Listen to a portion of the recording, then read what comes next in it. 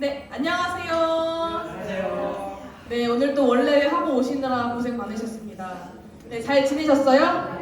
네, 이번 주부터 날씨가 많이 추워졌습니다. 다들 건강은 좀 괜찮으신가요? 네, 확실히 또 추우니까 따뜻한 물도 이렇게 갖고 오시고 옷도 확실히 두터워졌네요. 네, 우리는 저번 시간에 바울서신을 배웠습니다. 바울서신은 신약 성경에서 많은 분량을 차지하며 여러 교회의 문제들에 대한 답을 주고 있습니다. 그 중에서 예수 그리스도의 십자가와 부활의 메시지가 중요한 것으로 자리를 잡았습니다. 오늘은 리딩 지저스 6권의 두 번째, 바울서신의 두 번째 시간으로 은혜로 사는 삶이라는 주제를 함께 보도록 하겠습니다. 오늘은 구원받은 성도들이 그리스도 안에서 어떤 유익을 얻게 되며 예수님 안에서 어떠한 삶을 살아가는지를 보며 성도의 삶에 있는 영적 전쟁을 함께 보시겠습니다. 첫 번째, 은혜로 사는 삶입니다. 사도 바울은 여러 교회에 편지를 보냈습니다. 사도 바울이 그런 편지를 쓸 때에는 이렇게 책상과 의자가 있는 안전한 곳에서 편지를 쓴 것이 아님을 우리는 기억해야 합니다. 저번 시간에 고린도서를 보았을 때 사도 바울은 교회 안으로도 교회 밖으로도 어려운 일을 겪었다는 것을 우리는 함께 들었습니다. 고린도 교회에 쓴 편지뿐만 아니라 사도 바울의 서신들을 보면 고난과 능력을 받았다. 내가 또 이 고난을 받되 너희를 위한 나의 여러 환난이라는 표현으로 자신이 어려움을 겪고 있다는 것을 말하고 있었습니다. 이러한 고난은 사도 바울뿐만 아니라 그리스도를 따르는 모든 자들이 함께 겪고 있었습니다. 그렇기 때문에 그들이 겪는 어려움을 너무나 잘 알고 있었습니다. 하지만 이러한 상황에도 사도 바울은 거리낌이 없이 예수 그리스도의 십자가와 부활을 전하면서 교회와 성도들을 진심으로 격려합니다. 또 한 서신은 크게 네 가지로 분류됩니다. 무엇일까요? 교리서신, 일반서신, 목중서신, 그리고 목회서신입니다. 여기서 오늘 볼 것은 바로 목중서신입니다. 목중서신은 무엇일까요? 바로 감옥에서 쓴 편지입니다. 목중서신은 에베소서, 빌립보서, 골로새서, 빌립문서에 해당합니다. 바울은 이렇게 감옥에 갇힌 상황 속에서도 교회와 성도들을 향한 사랑을 담아서 편지를 기록합니다. 이 서신 누구에게 쓰여진 것일까요? 우리 서신은 누구에게서 쓰여진 것일까요? 이 모든 서신들은? 또, 네, 맞습니다. 교회와 성도들에게 쓰여진 것입니다. 에베소 교회 성도들에게도 쓰였고요. 또 여러 교회들에게도 쓰여졌습니다. 물론 모든 성경은 사람들을 위한 책입니다. 특별히 그러나 이 바울의 서신들은 우리와 같은 신자들을 위하여, 즉 교회를 위하여 쓰여진 서신들이라는 것입니다. 성도들이 이 땅 가운데 살아가면서 구원의 은혜와 복음을 이해하는 것이 얼마나 중요한지, 그리고 구원받은 신자, 즉 성도로서 어떻게 살아가야 하는지를 가르쳐주고 있는 편지들입니다. 오늘은 따라서 이러한 배경을 가지고 갈라디아서, 에베소서, 빌립보서를 보려고 하는데요. 골로새서를 보려고 하는데요. 특별히 에베소서의 내용을 상세히 다루면서 교회의 내용을 보겠습니다. 첫 번째, 구원의 은혜와 성도의 삶입니다. 바울 서신은 단순히 윤리적인 교훈을 제공하기 위한 서신들이 아닙니다. 또한 당시 교회들의 신학적인 변천이나 역사적인 상황을 단수 정보를 제공하는 것도 아닙니다. 바로 바울 서신은 교회를 향한 하나님의 말씀을 전하는 것입니다. 따라서 바울 서신이 갖고 있는 공통적인 이중 구조가 있습니다. 첫째는 무엇일까요?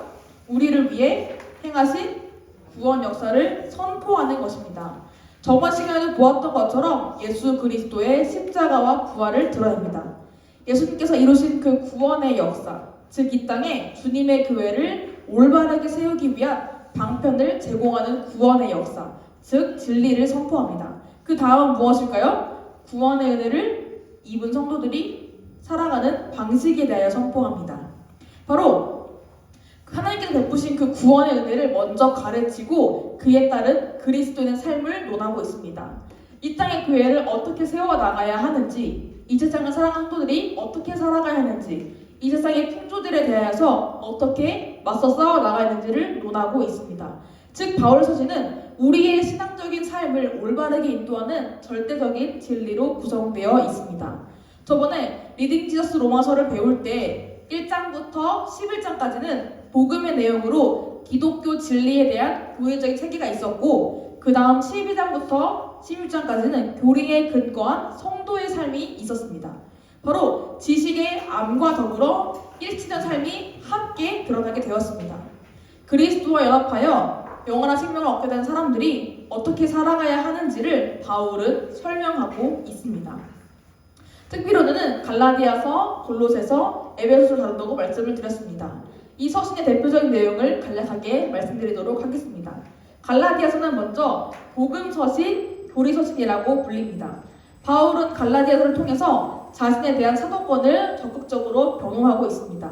또 구원에 대해 행위가 아니라 오직 믿음과 은혜임을 말합니다. 또 그리스도 안에서 삶을 다루는데요. 더 이상 죄의 문제에 매여 있을 것이 아니라 죄로부터 자유로운 삶을 살아가야 한다라고 말합니다. 그 다음은 에베소서입니다. 에베소는 사도들을 보아서 알고 있겠지만 우상의 신전이 많고 마술이 있던 도시였습니다. 바울은 이 에베소 교회를 향해 이상적 교회의 모습을 제시합니다. 바로 교회는 그리스도 안에 있어야 하고 성도는 교회 안에 있어야 한다라는 이상적인 교회의 모습입니다. 바로 또한 복음을 들은 교인들이 살아갈 방식을 제안하고 있습니다.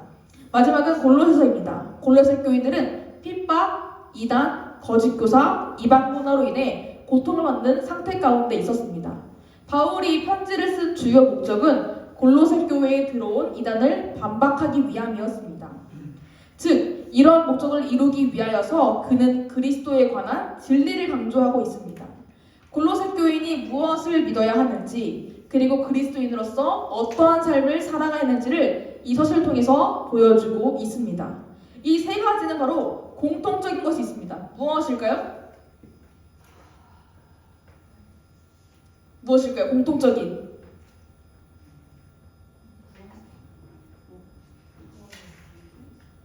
바로 구원과 삶이 함께 있다는 것입니다. 이 세 서신 모두가 예수 그리스도를 알면 어떻게 살아가야 하는가를 나타내고 있습니다. 바로 앞장에서 말씀드린 것과 같이 지식의 암과 일치된 삶이 함께 드러나 있습니다. 예수 그리스도를 알고 믿게 된 자들이 어떠한 삶을 살아가야 하는가를 가르쳐 주는 것이 바로 바울 서신이었습니다. 따라서 이 세 서신의 구조는 이렇게 둘러나뉘는 것입니다. 바로 구원의 은혜에 대한 가르침과 그리스도인의 삶입니다. 이러한 구조에 담긴 두 가지 내용은 논리적으로는 구분할 수 있으나 실은 뗄래야 뗄 수 없는 구조입니다. 하나님께서 우리를 이미 구원하셨다고 해서 우리의 삶이 완전히 자유할 수 있을까요? 어떻습니까? 맞습니다. 그렇지 않습니다. 이렇게 잘못된 교리를 주장하는 이단이 있습니다.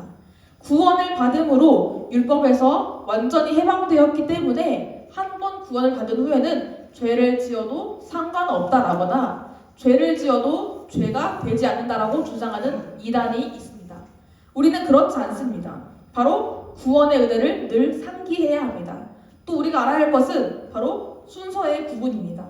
삶이 먼저가 되는 것이 아니라 구원의 은혜에 대한 가르침이 우선되고 그 다음에 그리스도인의 삶이 따라온다는 것입니다. 왜냐하면 우리는 행위로 구원받는 것이 아니기 때문입니다. 로마서 3장 20절에 이렇게 말합니다. 함께 읽겠습니다. 그러므로 율법의 행위로 그의 앞에 의롭다 하심을 얻을 육체가 없나니 율법으로는 죄를 깨달음이니라. 또 갈라디아서 2장 16절에 이렇게 말합니다. 함께 읽겠습니다. 사람이 의롭게 되는 것은 율법의 행위로 말미암음이 아니요 오직 예수 그리스도를 믿음으로 말미암은 줄을 알고 그리스도 예수를 믿나니 이는 우리가 율법의 행위로서가 아니고 그리스도를 믿음으로써 의롭다함을 얻으려 합니다.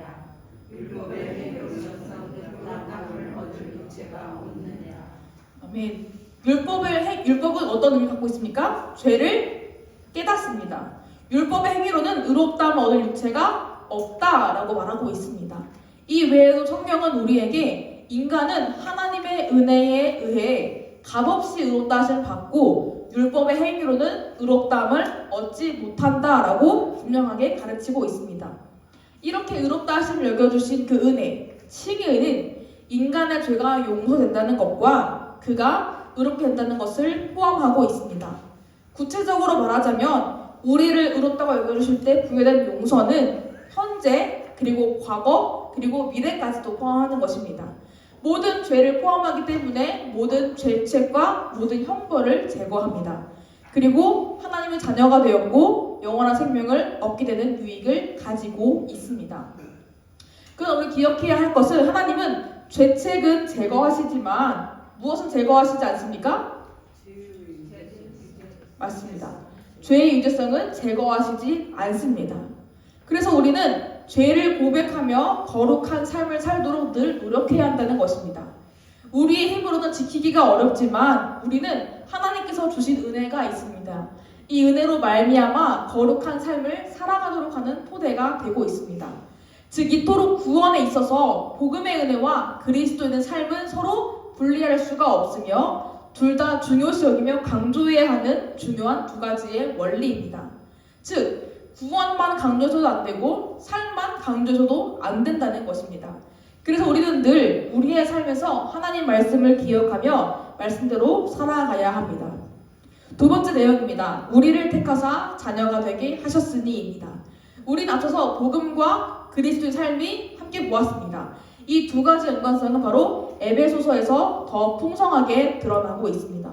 먼저 에베소서를 함께 보겠습니다. 바울은 에베소에 있는 교회 성도들에게 편지를 씁니다. 에베소는 어디 있을까요? 바로 여기가 바로 에베소의 위치입니다.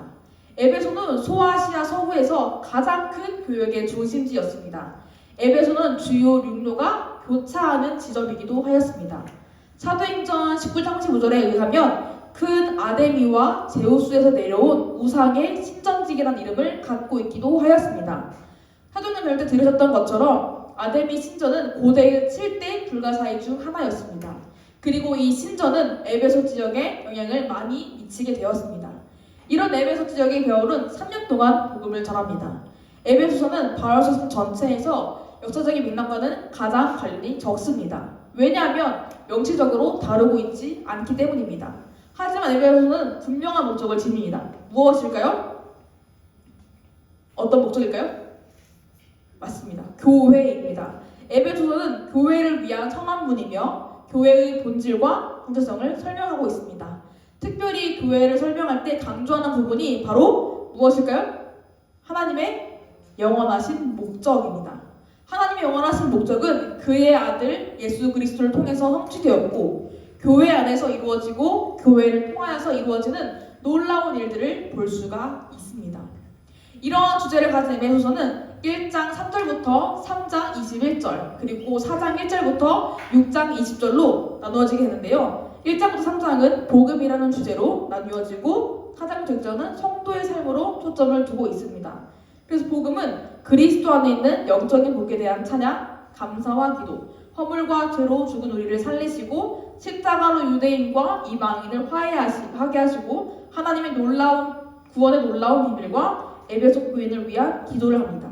그리고 성도의 삶은 성령의 하나 되게 하심, 그리스도인의 삶에 대한 가르침, 그리스도인의 가정에 대한 가르침, 하나님의 전신갑주란 주제로 이어지고 있습니다.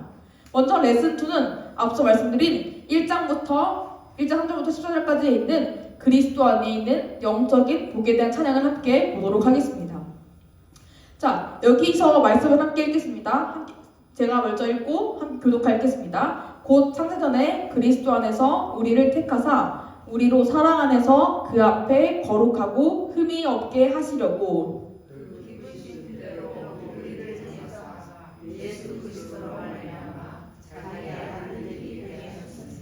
함께 읽겠습니다. 이는 그가 사랑하시는 자 안에서 우리에게 거저 주시는 바 그의 은혜의 영광을 찬송하게 하려는 것이라. 여기서의 중심 주제 두 가지는 무엇일까요? 맞습니다. 선택 그리고 양자 사무시입니다.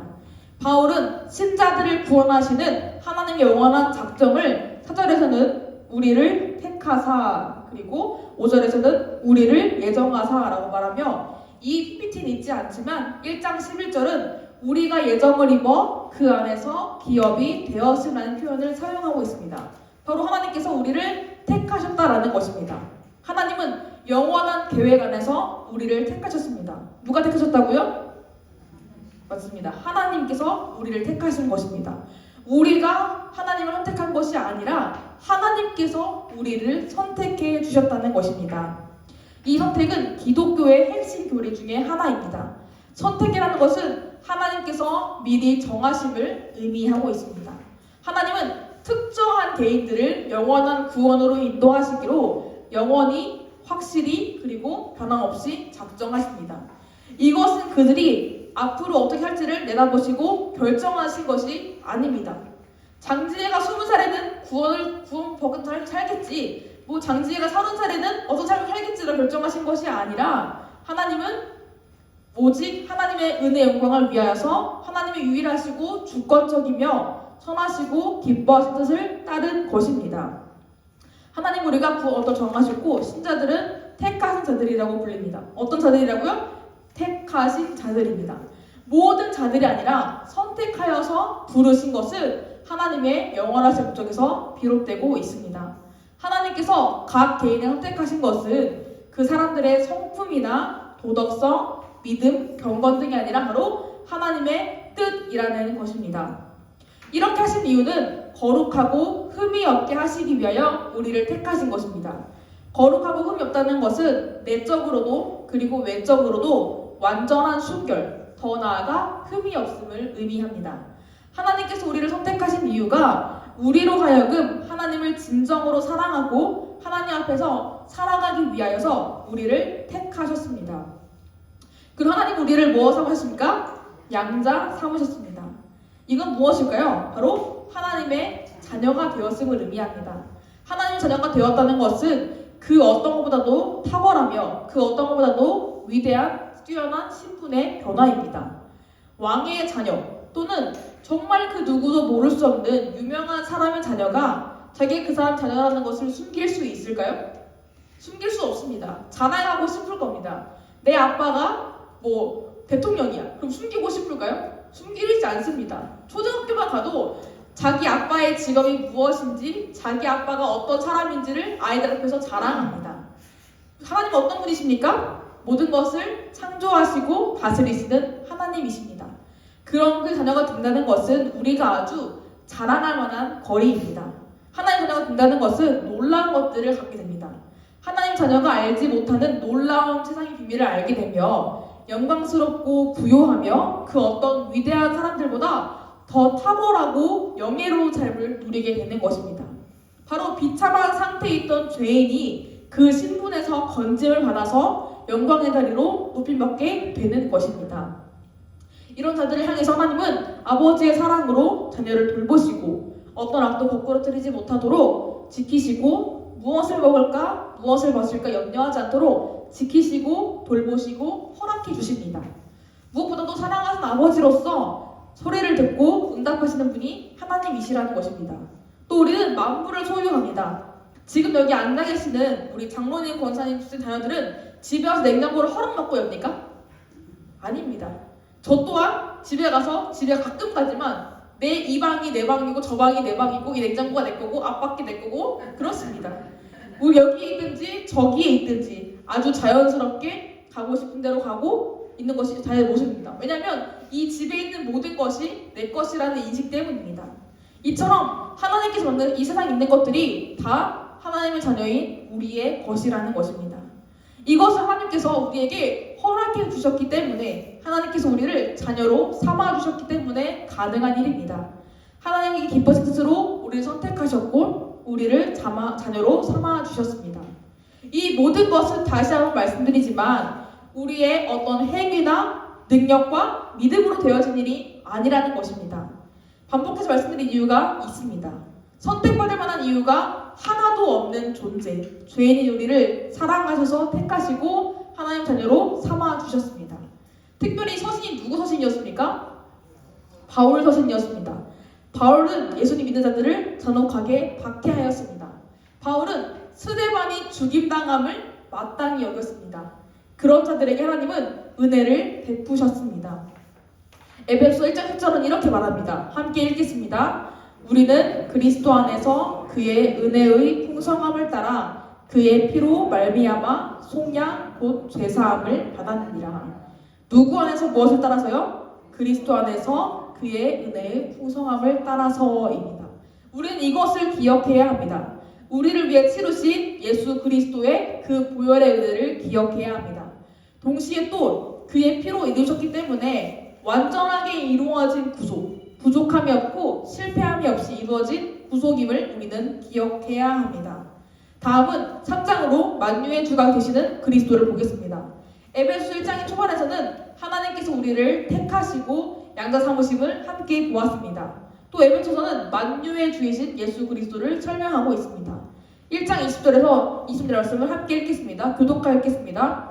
그의 능력이 그리스도 안에서 역사하사 죽은 자들 가운데서 다시 살리시고 하늘에서 자기의 오른편에 앉히사 모든 통치와 권세와 능력과 주권과 이 세상뿐 아니라 온 세상에 주는 모든 일 위에 뛰어나게 하시고 또 만물을 그의 발 아래에 복종하게 하시고 그를 만물 위에 교회의 머리로 삼으셨느니라. 그는 그의 몸이 만물 안에서 만물을 주관하게 하시는 주님 하나님이라. 이렇게 1장 19절부터 23절은 하나님의 크신 능력을 설명합니다.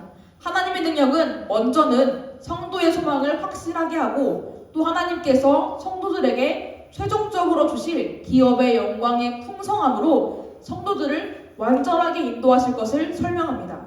바울은 1장 20절부터 하나님의 크신 능력이 어떻게 나타나게 되었는지 예수 그리스도의 부활과 승리를 예수로 설명합니다. 첫째는 무엇입니까? 예수 그리스도의 부활입니다. 둘째는 무엇일까요? 부활하신 그리스도의 왕권입니다. 세 번째는 무엇일까요? 예수 그리스도는 교회의 머리 되심입니다. 이런 것에서 밝혀지고 있습니다. 먼저 20절은 예수 그리스도의 부활을 설명합니다. 하나님의 크신 능력은 예수 그리스도의 부활에서 나타났고 확증되었습니다. 부활하신 예수 그리스도를 하나님은 어디에 앉히셨습니까? 자기의 오른편에 앉히셨습니다. 이것은 무엇일까요? 종교개혁자 칼빈은 이렇게 말합니다. 그것은 어떤 특별한 장소를 뜻하지 않고 하나님 아버지께서 그리스도가 그의 이름으로 하늘과 땅을 다스리실 수 있도록 그리스도에게 주신 권능을 뜻한다 라고 말합니다. 예수 그리스도께서 부활하신 후 영광과 권세의 자리로 높아지신 것은 하나님께서 최고의 통치 권한을 주신 것입니다. 시간과 공간에 대하여서 아무런 제한 없이 그리고 범우주적인 즉 이 모든 것들 위해서 가장 높이 올라가셔서 다스리시는 분이 되어셨습니다. 이렇게 올라가신 예수님은 믿는 자들에게 무엇을 보내주셨습니까? 성령을 보내어 주셨습니다. 이렇게 끝이 아니라 에베소서는 오는 세상에 일컫는 모든 이름 위에 뛰어나게 하시고 라고 말합니다. 바로 바울 자신이 살던 시대뿐만 아니라 예수 그리스도의 재림의 때가 오기 전까지 그리스도의 주권이 현재 진행형이라는 것입니다.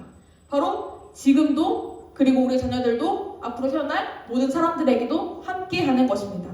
또 하나님의 주권은 성도들에게만 미치는 것이 아니라 어떻습니까? 21절에 의하면 모든 통치, 권세, 능력, 주권, 이 세상 모든 피조물과 삶의 모든 영역과 보이지 않는 영역까지도 미치게 되는 것이라고 말하고 있습니다. 이러한 주권자이신 예수 그리스도는 만물을 통일시키십니다. 에베소 1장 10절 이렇게 말합니다. 함께 읽겠습니다. 하늘에 있는 것이나 땅에 있는 것이 다 그리스도 안에서 통일되게 하려 하심이라. 아멘. 바로 앞으로 일어날 일, 앞으로 그리스도 안에서 완성될 위대한 구원 사역을 설명합니다. 제가 지금 다니고 있는 합동신학대학원에서 신약학을 가르치시는 조병수 교수님은 이렇게 말씀하셨습니다. 통일된다라는 것은 다시 머리가 생긴다라고 말씀하셨습니다. 또 통일된다는 언어는 헬라 언어는 이렇게 말하고 있습니다. 아나케팔리오 사스테라고 불립니다. 되게 길죠? 이거 사실 이렇게 나누어졌습니다.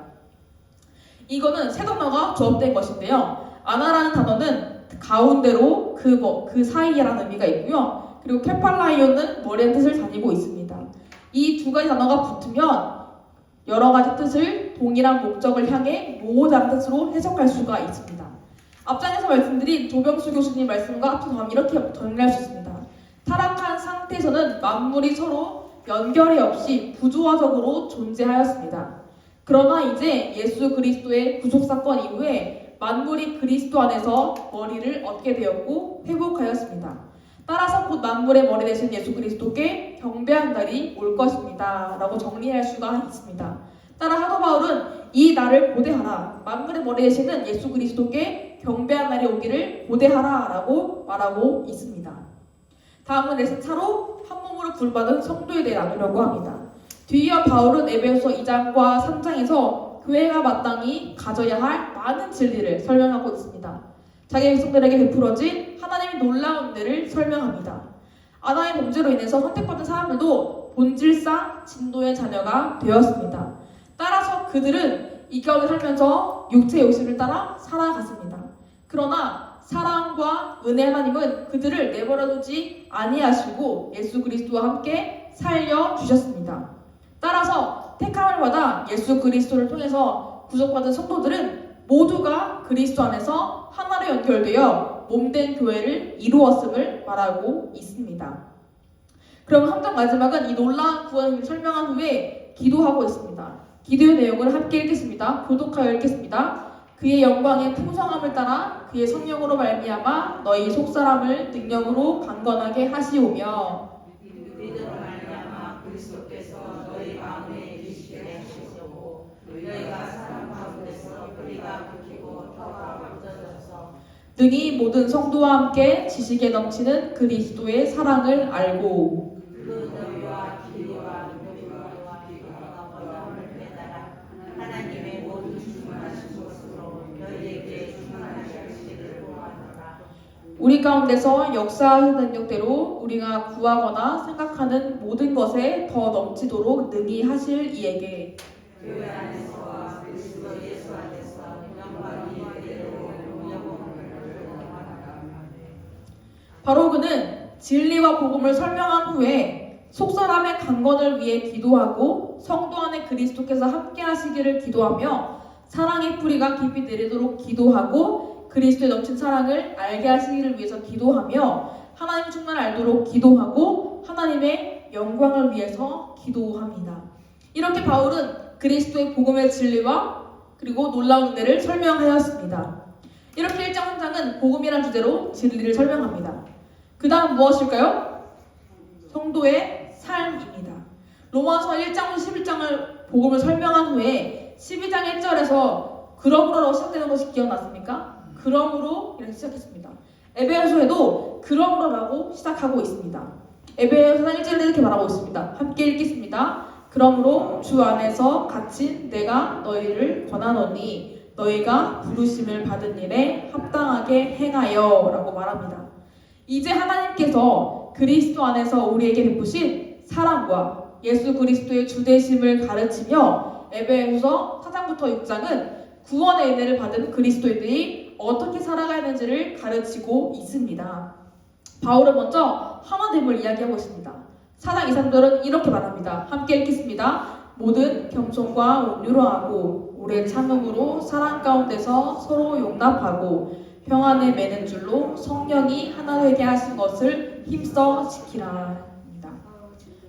이것은 새 사람이 된 자들이 공동체 안에서 어떤 관계를 맺으며 살아가는가를 가르쳐주고 있습니다. 여기서 서로 용납하라라는 이 말씀은 하나님이 서로 친절하게 하며 불쌍히 여기며 서로 용서하기를 하나님이 그리스도 안에서 너희를 용서하실 것 같이 하라라는 4장 31절의 말씀과 연관되고 있습니다. 이 외의 4장은 믿음의 공동체가 지내는 연합에 대해서 말하고 있습니다. 어떻게 살아가야 할까요? 바로 4장 1절의 말씀이 드러나고 있습니다. 함께 읽겠습니다. 그 안에서 온몸이 각 마디를 통하여 도움을 받음으로 연결되고 결합되어 각 지체의 분량대로 역사하여 그 몸을 자라게 하며 사랑 안에서 스스로 세우느니라. 이 말씀과 같이 하나 될 것을 말하고 있습니다. 우리가 하나 될 때 기억해야 하는 것은 무엇일까요? 우리의 머리이신 예수 그리스도를 기억해야 합니다. 몸의 머리이신 예수 그리스도께서 교회에 필요한 자양분을 공급하실 것이기 때문입니다. 따라서 각 지체에게 주신 은사를 잘 활용해야 합니다. 저 사람 나랑 다르기 때문에 나와 하나가 될 수 없어 그런 게 아니라 하나님께서는 저 사람에게 이러한 은사를 주셨구나, 하나님 저 사람에게 어떠한 능력을 허락해 주셨구나 생각하며 우리가 한 몸이 되기를 부지런히 힘써 있어야 합니다. 왜냐하면 하나님께서 주신 다양한 은사와 직분을 무엇을 위해 사용됩니까? 교회를 위해 사용되기 때문입니다. 바로 교회를 위해 사용되는 것을 기억하며 내가 교회를 사랑하는 것처럼 저 사람도 이 교회를 위해 사용하는 것을 기억하며 우리가 하나가 되어야 합니다. 이와 같이 교회를 위한 말씀은 사도 바울은 전하였습니다. 새 사람이 되어서 하나님 본받는 것은 무엇인지, 가정에서 아내와 남편으로, 부모와 자녀로 어떻게 살아가야 하는지를 전했습니다. 바로 빛의 자녀처럼 살아가는 방법에 대해서 말하는 것입니다. 이렇게 말한 후에 6장 10절부터는 마귀를 대적하는 싸움, 하나님의 전신갑주라는 주제로 말하고 있습니다. 바울은 그리스도 안에서 이루어진 새로운 백성의 특징은 통일성과 다양성이 있고 순결성이 있고 서로 이루어진다라고 에베소서에서 강조합니다. 하지만 한도형을 이렇게 유지하기 위해서는 계속적인 노력이 있어야 하고 늘 투쟁이 있음을 함께 말하고 있습니다. 따라서 6장 12절은 이렇게 말합니다. 함께 읽겠습니다. 우리의 씨름은 혈과 육을 상대하는 것이 아니요 통치자들과 권세들과 이 어둠의 세상 주관자들과 하늘에 있는 악의 영들을 상대함이라. 바울은 본문에서 성도들의 싸움은 혈과 육, 즉 사람과 사람의 싸움이 아니라 통치자들, 권세자들, 어둠의 세상 주관자들, 하늘에 있는 악의 영들, 즉 무엇일까요? 맞습니다. 사탄 마귀입니다. 우리가 싸우는 것은 그저 사람과 사람과의 싸움이 아님을 기억해야 합니다. 그러면 이런 것들을 이기기 위해서 어떻게 해야 할까요? 10절은 이렇게 말합니다. 끝으로 너희가 주 안에서와 그 힘의 능력으로 강건하여지고 라고 말합니다. 우리는 우리의 힘으로는 마귀를 이길 수가 없습니다. 그렇기 때문에 누구를 의지해야 합니까? 네, 맞습니다. 하나님만 의지해야 합니다. 하나님께서 공급하시는 그 힘의 능력으로 강건해져야 합니다. 또 11절은 이렇게 말합니다. 마귀의 관계를 능히 대적하기 위하여 하나님의 전신갑주를 입으라고 말합니다. 하나님의 전신갑주, 하나님께서 만들어주신 갑옷을 하나님께 주신 장비를 차고 이겨야 한다는 것입니다. 무엇이 있습니까? 진리의 허리띠, 의의 호심경, 평안의 복음이 준비한 신, 믿음의 방패, 구원의 투구, 성령의 검, 즉 하나님의 말씀을 가져야 합니다. 하나님께서는 누구의 편이실까요? 맞습니다. 우리, 즉 성도의 편이시기 때문에 그리스도의 능력을 의지의 힘을 얻고 하나님의 전신갑주로 무장한 자들에게는 무엇을 주실까요? 승리를 반드시 허락해 주신다는 것입니다. 왜냐하면 이 모든 것을 승리하신 예수님이 이미 우리와 함께 하시기 때문입니다. 이렇게 에베소 내용이 끝나게 되었습니다. 오늘은 바울 서신 두 번째 시간으로 갈라디아서, 에베소서, 골로새에 드러난 공통적인 주제인 복음의 진리와 성도의 삶을 보았습니다. 특별히는 에베소서를 보면서 복음을 알게 된 자들이 어떻게 살아야 하는지를 보았습니다. 복음을 알고 복음의 능력 맛본 자들은 복음대로 살아가야 함을 뜻하고 있습니다. 하지만 복음대로 하려고 하면 무엇이 있습니까? 유혹이 있고 자꾸 나를 괴롭히는 마귀의 권세가 있습니다. 우린 이것을 하나님을 의지하고 하나님께 주신 전신갑주를 입어 싸워나갈 내용을 함께 들었습니다. 우린 이렇게 교회된 자로서 어떻게 살아가야 할까요? 우리는 뭐에 속한 사람일까요? 영에 속한 사람입니다. 그래서 성숙한 신자로서 하나님의 지혜를 알고 성령님을 따라 살아가며 예수님을 본받아야 합니다. 영에 속한 사람은 다음과 같은 세 가지의 모습을 보여주고 있습니다. 첫째는 무엇입니까? 성령님의 표준을 따라 살아야 합니다. 우리는 성령님께서 함께하신 자들로서 소속, 영역, 신분이 바뀌었습니다. 따라서 나 자신 그리고 우리의 힘으로 하는 것이 아니라 목적과 표준, 동력을 성령님께 맞추어야 합니다. 바로 우리의 힘을 빼고 삶을 맡기는 것입니다. 아무것도 하지 않는다는 것이 아니라 성령님께서 주시는 힘으로써 목표를 성령님께 두고 살아갑니다. 둘째는 무엇일까요? 예수님의 마음을 가져야 합니다.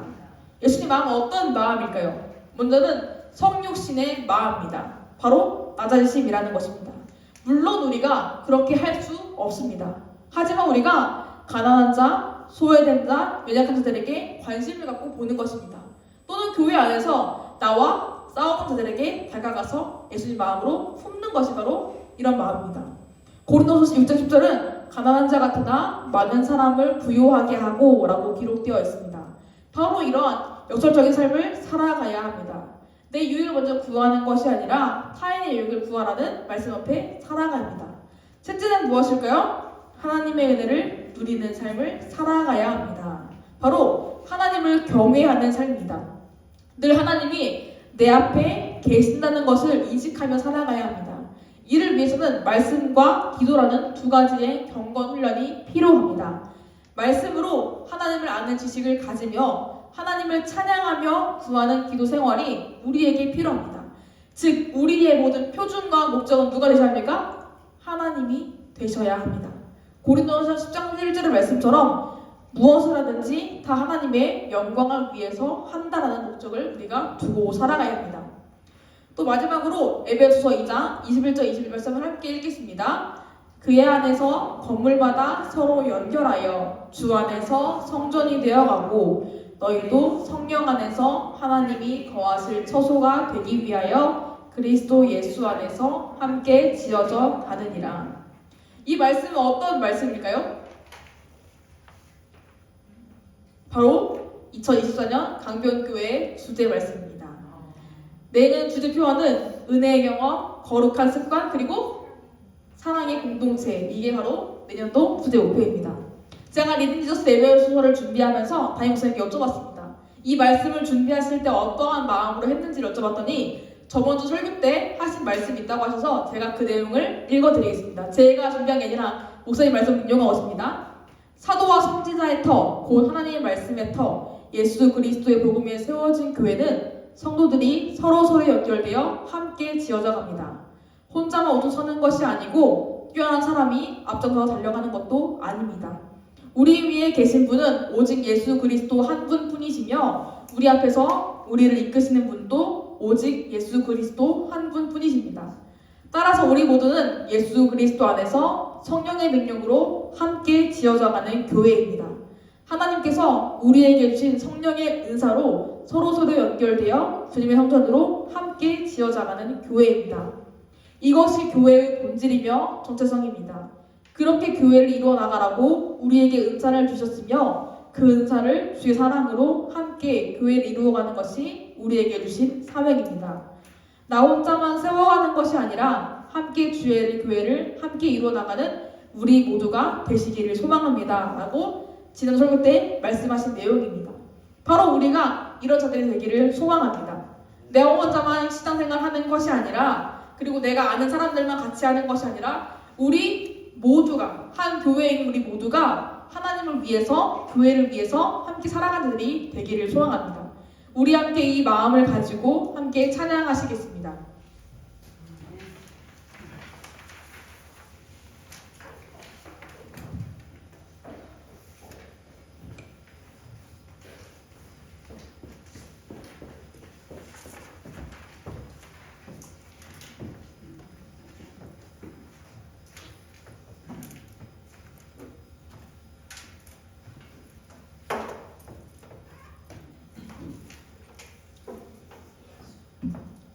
내가 예수 믿고 함께 찬양하겠습니다.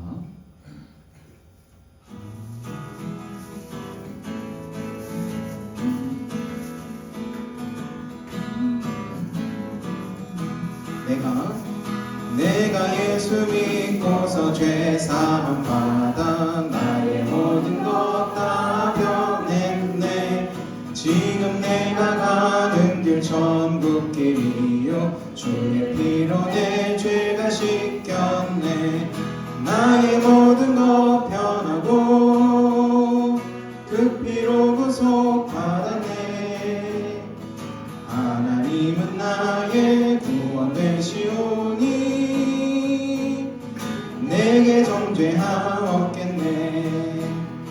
주님 밝은 빛 되사 어둠에 지니 나의 모든 것 다 변했네. 지금 내가 주 앞에 온전케 됨은 주의 공로를 의지함일세. 나의 모든 것 변하고 그 피로 구속 받았네. 하나님은 나의 구원 되시오니 내게 정죄하옵겠네. 내게 성령 성령 임하고 그 크신 사랑 나의 맘에 가득 채우며 모든 공포 내게서 물리치시니 내 맘 항상 주 안에 있겠네. 나의 모든 것 편하고 그 피로 구속받았네. 하나님은 나의 구원 되시오니 내게 정죄함 없겠네. 이렇게 예수님 믿고서 변화가 되었으니 우리 함께 사랑하며 성도의 삶으로 살아가기를 축복합니다. 우리는 다음 주는 바울 서신 세 번째 시간으로 그 아들 안에서를 함께 보겠습니다. 바울의 서신을 보낸 교회들과 개인들을 바탕으로 예수님의 구원 사역과 성도의 삶이 또 어떻게 이루어진지를 함께 보겠습니다. 다음 주도 함께 하실 거죠? 네. 우리 곧 얼마 남지 않았습니다. 마지막까지 힘내서 함께 말씀을 배워봅시다. 우리 기도하고 마치겠습니다. 하나님 감사합니다. 오늘 예배소를 살펴보면서 복음의 진리와 성도의 삶을 함께 나누어 보았습니다. 특별히 이를 교회로 삼아주신 주님께서 우리를 불러주시고 택하시고 인도하십니다. 교회된 자들로서 우리가 좀 성도의 삶으로서 하나 되어 살도록 인도하여 주시고 늘 주님의 힘을 의지하며 주님과 함께하며 살아갈 수 있도록 인도하여 주시옵소서. 특별히 내년도 교회의 목표가 하나됨이고 사랑의 공동체입니다. 우리가 하나 되어서 공동체를 이룰 수 있도록 하나님 인도하여 주시옵소서. 하나님 우리 인도하실 예수님 이름으로 기도드립니다. 아멘. 감사합니다. 감사합니다.